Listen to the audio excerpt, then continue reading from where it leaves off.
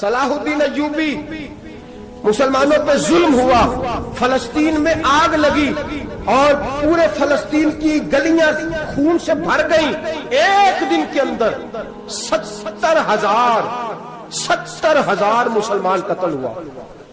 گھوڑوں سے سڑکوں پہ چلا نہیں جاتا تھا، گھوڑے پھسلتے تھے، اتنا خون تھا، اور کچی سڑکیں تھی، اتنا خون تھا۔ پہلے کچی زمین نے خون پیا، پھر خون اس سے باہر آیا، پھر بھی اتنا 70,000 آدمی قتل ہوا۔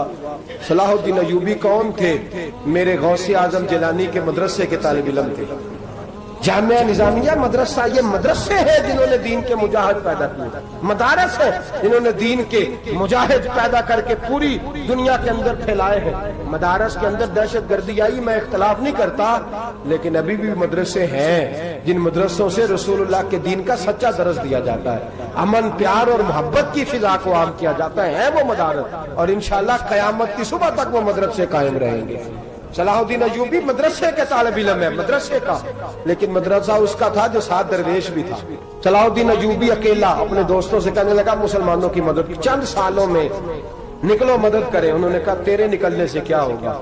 کہنے لگا میں نے نہیں نکلنا، میرے اللہ نے میری مدد کرنی ہے، میرے اللہ نے میری اٹھ باندھ کمر کیا ڈرتا ہے، پھر دیکھ خدا کیا کرتا ہے، اور میں مجھے نکلنے دے، اللہ میری مدد کرے گا۔ تھوڑا تھوڑا کر کے فوج جمع کی، کوشش کی۔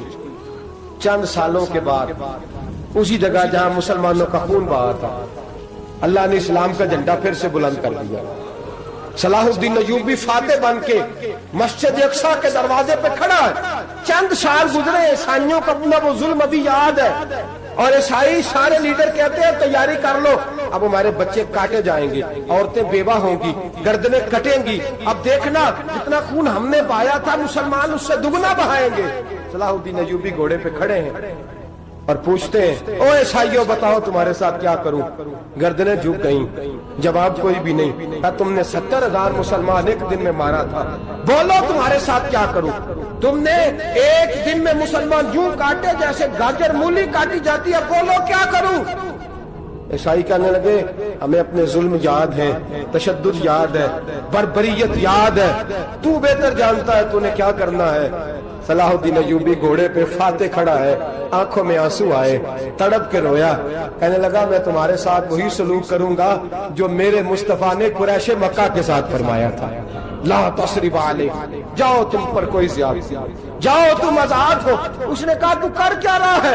کہنے لگا میں کیا کروں، میں اس محمد کا ماننے والا ہوں جس نے معاف کرنا سکھایا ہے صلی اللہ علیہ وسلم، میرے پیروں میں زنجیر ہے رسول اللہ کی غلامی کی، جاؤ